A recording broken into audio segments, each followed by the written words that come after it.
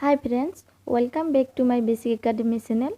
So friends, তোমালোকৰ বাবে আজি আনিছো মই এটা শব্দত প্ৰকাশ কৰা। যেনে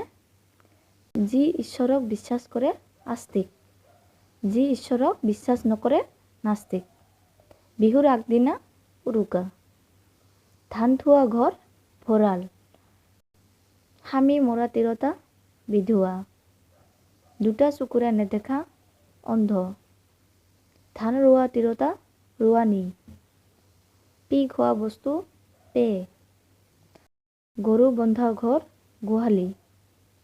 একে মাকৰ সন্তান সহোদৰ, যি বিদেশৰ পৰা আহে বিদেশী, যি দেশক ভাল পায় দেশপ্ৰেমী, বুদ্ধি আছে যাৰ বুদ্ধিয়ক, যি বিদ্ৰোহ কৰে বিদ্ৰোহী, গৰু গাড়ী চলোৱা লোক গাড়োৱান, যাৰ মৰণ নাই অমৰ, যি নিয়মমতে খৰচ কৰে মিতব্যয়ী, কাপৰ বব জনা তিৰোতা শিপিনী, এবাৰ গুটি লাগি মৰা গছ ঔষধি,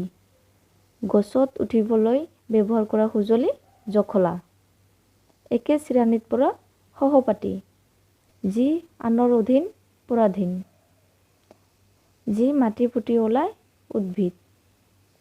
যি মাতৃৰ মাত্ৰ এটাহে সন্তান কাকবন্ধা, যি অতি সহজে পোৱা যায় সুলভ, সঁচা কথা কোৱা লোক সত্যবাদী, মিছা কথা কোৱা লোক মিছলীয়া,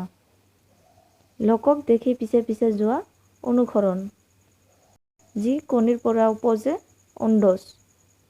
যাৰ নাম নাই অনামী, মাগি খাই যি মগনীয়াৰ, যি আনৰ অধীন নহয় স্বাধীন, বাটেদি যোৱা মানুহ বাটৰুৱা, যাক পৰিহাৰ কৰিব নোৱাৰি অপৰিহাৰ্য। চ' ফ্ৰেণ্ডছ, তোমালোকে এইবিলাক কিন্তু মুখস্থ কৰিব, কাৰণ ইয়াত যিকেইটামান এটা শব্দত প্ৰকাশ কৰা অনা হৈছে